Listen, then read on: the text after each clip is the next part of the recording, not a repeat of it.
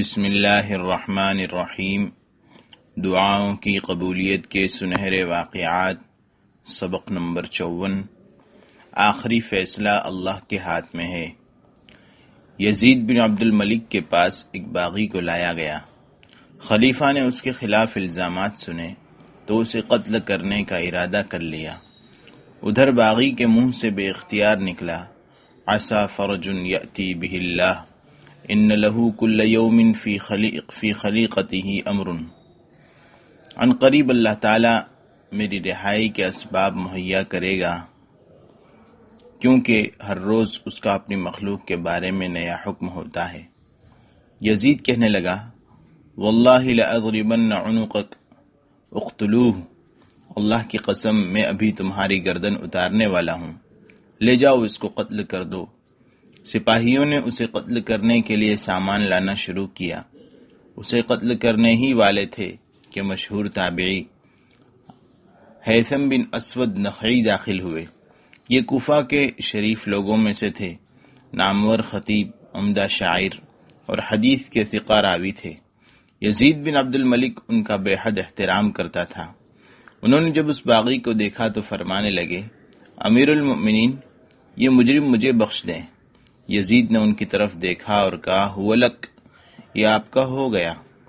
باغی وہاں سے نکلا، اس کی زبان پر یہ کلمات تھے، یأبی علی اللہ فأبی اللہ ان یقتلہ۔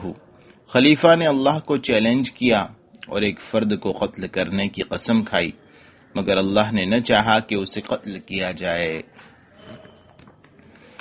غلام کو آزاد کرنے کا ثواب۔ محترم حضرات، اسلام میں غلام آزاد کرنے کا بہت زیادہ اجر و ثواب ہے۔